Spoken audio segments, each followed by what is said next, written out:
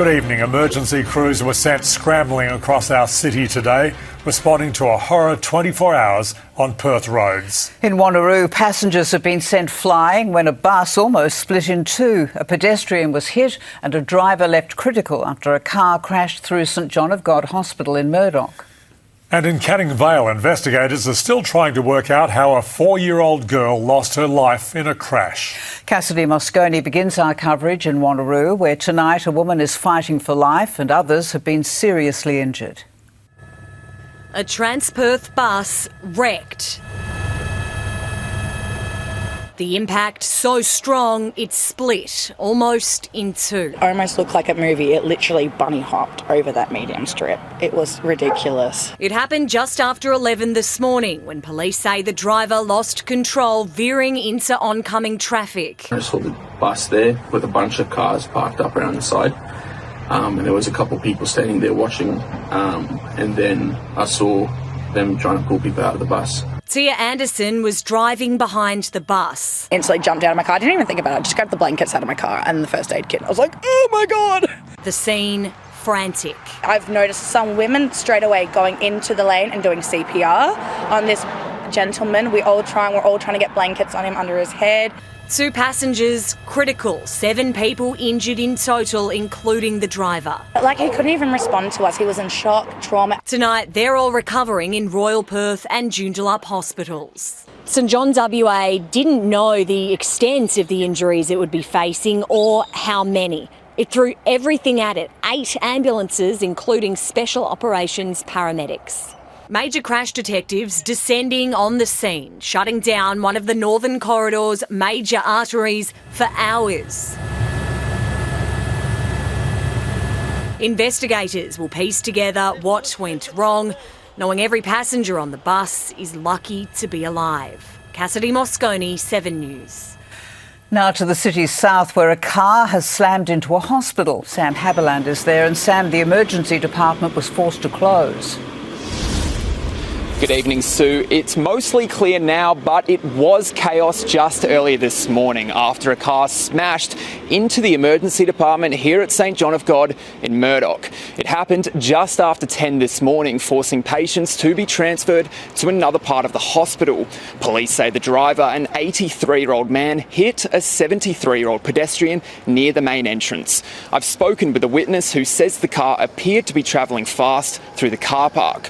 After hitting the man, the Nissan mounted the garden bed, ploughing into the hospital wall. In microseconds, a car flies past. There's a gentleman about where that pole is, straight across there on the road, and this car hits him with humongous force. Now, no one was hurt inside the ED, but the pedestrian, he's in a serious but stable condition at Royal Perth Hospital. And Rick, I've just been told moments ago the emergency department here in Murdoch will reopen to the public at 7 o'clock tonight. Thanks, Sam. The family of a little girl killed in a crash in Canning Vale says it's been left heartbroken by her death. Locals who heard the impact rushed to help, trying desperately to save the 4-year-old. They say the intersection is dangerous and needs an urgent upgrade before more lives are lost. Flowers and a teddy for a tiny life taken in an instant. Oh, it honestly breaks our hearts. A 4-year-old girl killed in a crash at the intersection of Garden Street and Boardman Road in Canning Vale. Witnesses tried desperately to save her, but couldn't. I saw the little baby and the mom was crying already. I just jumped out from here and I did everything that I could. It happened around 3:15 yesterday afternoon, a Holden Astra colliding with a Ford Mustang. The crash catastrophic. Also inside the silver car, a woman and an 8-year-old boy who survived, along with the 29-year-old female driver of the other car.